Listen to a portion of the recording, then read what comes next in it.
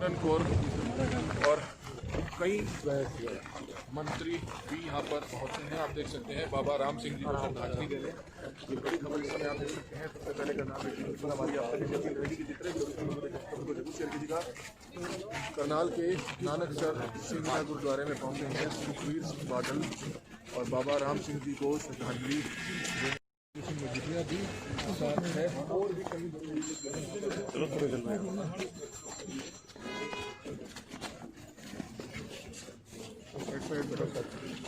रोक दे यार श्रद्धांजलि वाले रोक दो सब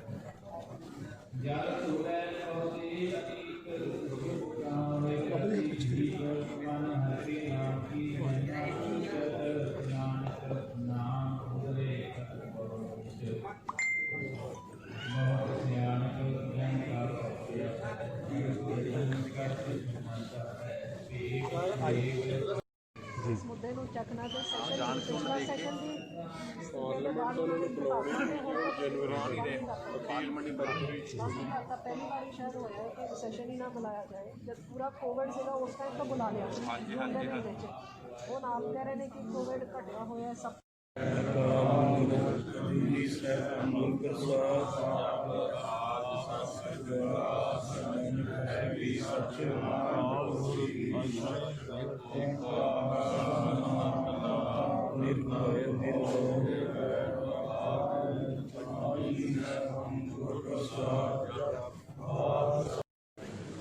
सगल पुरख में पुरख प्रधान साध संग जाका विषय अभिमान आपस को जो जाने विचार सो बरगे सबसे ऊंचा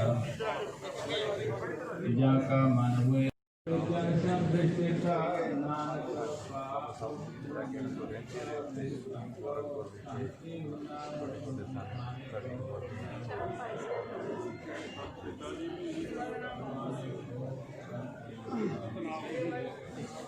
Sure.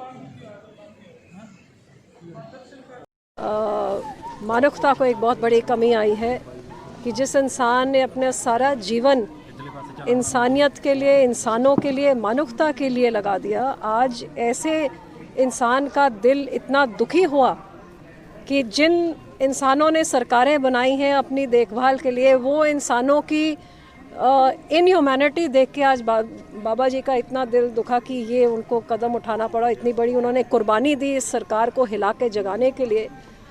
तो मेरे पास कोई शब्द नहीं है कि अपने ही लोगों के ऊपर सरकार इतना जुल्म की, इतने सर्दी के मौसम में छोटे बच्चे बैठे हैं, बूढ़े बैठे हैं और आपको परवाह ही नहीं। ये बेपरवाही वाली सरकार को जगाने के लिए बाबा जी ने जो ये कदम उठाया है, मैं उम्मीद करती हूँ कि जहाँ 30 लोगों की शहादत हो गई है इस ठंड के मौसम में, कोई उन्होंने गुनाह नहीं करा था, सिर्फ अपना हक मांग रहे हैं।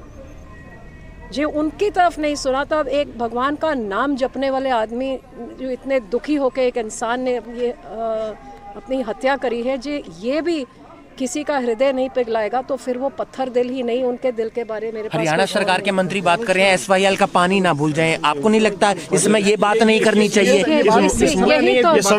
यही तो मैं बात कर रही हूँ कि ये लोगों की इंसानियत मर गई है जो ऐसी बातें कर रहे हैं।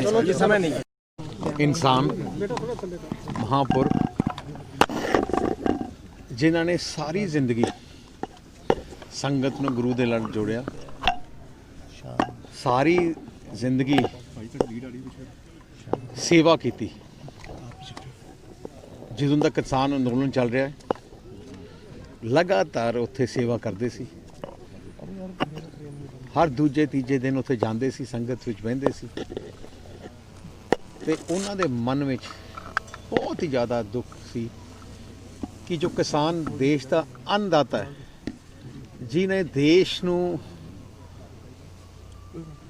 ਭੁੱਖ ਤੋਂ ਮਿਟਾਇਆ, ਜਿਹੜੇ ਕਿਸਾਨਾਂ ਨੇ ਪੂਰੀ ਜ਼ਿੰਦਗੀ ਤੂਫਾਨ ਝੱਖੜ ਦਾ ਸਾਹਮਣਾ ਕਰਕੇ ਦੇਸ਼ ਨੂੰ ਕੋਨੇ-ਕੋਨੇ 'ਚ ਅੰਨ ਭੇਜਿਆ, ਉਹੀ ਅੰਨਦਾਤੇ ਦੀ ਆਵਾਜ਼ ਨਹੀਂ ਸੁਣੀ ਜਾ ਰਹੀ। ਪਿਛਲੇ 3 ਮਹੀਨੇ ਤੋਂ ਅੰਨਦਾਤਾ ਸੰਘਰਸ਼ ਕਰ ਰਿਹਾ, ਉਹਨਾਂ ਨੂੰ ਬਰਦਾਸ਼ਤ ਨਹੀਂ ਹੋਇਆ ਤੇ ਉਹਨਾਂ ਨੇ ਉੱਥੇ ਜਾ ਕੇ ਸ਼ਹਾਦਤ ਦੇ ਦਿੱਤੀ। ਇੱਕ ਮਹਾਂਪੁਰਖ ਨੇ ਸ਼ਹਾਦਤ ਦਿੱਤੀ, ਦੇਖੋ ਕਿੰਨੀ ਵੱਡੀ ਗੱਲ ਹੈ। ਮੈਨੂੰ ਹੈਰਾਨਗੀ ਹੈ, ਦੁੱਖ ਹੈ ਕਿ ਸੈਂਟਰ ਦਾ ਹੰਕਾਰੀ ਪ੍ਰਧਾਨ ਮੰਤਰੀ ਨੂੰ ਹਾਲੇ ਤੱਕ ਸਮਝ ਨਹੀਂ ਆਈ। ਇਸ ਸੰਘਰਸ਼ ਵਿੱਚ ਪਿਛਲੇ 20 ਦਿਨਾਂ 'ਚ ਤਕਰੀਬਨ 30 ਲੋਕਾਂ ਨੇ ਸ਼ਹਾਦਤਾਂ ਦੇ ਦਿੱਤੀਆਂ, ਪਰ ਸੈਂਟਰ ਦੀ ਸਰਕਾਰ ਨੂੰ ਕੋਈ ਫਿਕਰ ਹੀ ਨਹੀਂ, ਪਰਵਾਹ ਹੀ ਨਹੀਂ। ਸਰਕਾਰ ਇੱਕ ਮਾਂ-ਬਾਪ ਹੁੰਦੀ ਹੈ, ਬੱਚਿਆਂ ਦਾ ਦੁੱਖ ਸਮਝ ਨਹੀਂ ਰਹੀ। ਇਹ ਤੋਂ ਮਾੜੀ ਗੱਲ ਕੀ ਹੋ ਸਕਦੀ ਹੈ, ਇਹ ਤੋਂ ਬੁਰੀ ਸੋਚ ਕੀ ਹੋ ਸਕਦੀ ਸੈਂਟਰ ਸਰਕਾਰ ਕਿ ਉਹ ਸੋਚਦੇ ਆ ਕਿ ਕਿਸਾਨਾਂ ਨੂੰ ਅਸੀਂ ਦਬਾ ਦਾਂਗੇ, ਕੁਚਲ ਦੇਵਾਂਗੇ। ਕਿਸਾਨਾਂ ਨੂੰ ਨਾ ਕੋਈ ਦਬਾ ਸਕਦਾ ਨਾ ਕੁਚਲ ਸਕਦਾ। आंदोलन की ਤੇ ਜਿਹੜੀ ਵੱਡੀ ਗੱਲ ਹੈ, ਜਿਹੜੇ ਹੁਣ ਕੋਸ਼ਿਸ਼ ਹੋ ਰਹੀ ਹੈ, ਸਭ ਤੋਂ ਮਾੜੀ ਗੱਲ ਹੈ ਜਿਹੜੀ ਕੋਸ਼ਿਸ਼ ਹੋ ਰਹੀ ਹੈ ਕਿ ਇਸ ਅੰਨਦਾਤਾ ਨੂੰ ਬਦਨਾਮ ਕਰਨ ਦਾ, ਕਿ ਇਹ ਟੈਰਰਿਸਟ ਹੈ, ਆ ਦੂਜੇ ਹੈ।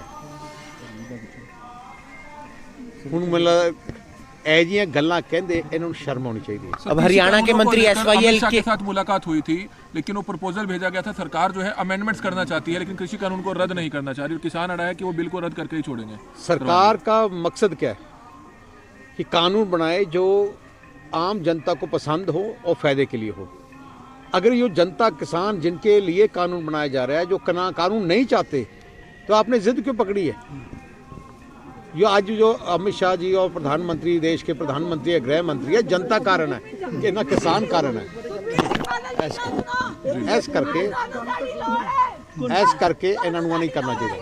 आपको लगता है सर SYL पर अब बातचीत कर रहे हैं?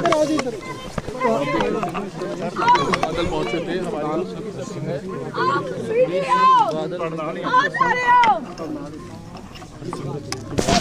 मनजिंदर जी से आप उधर चलो ना, ये पकड़ते रहेंगे मनजिंदर की बाइट। मैम क्या कहना चाहेंगे, कितनी बड़ी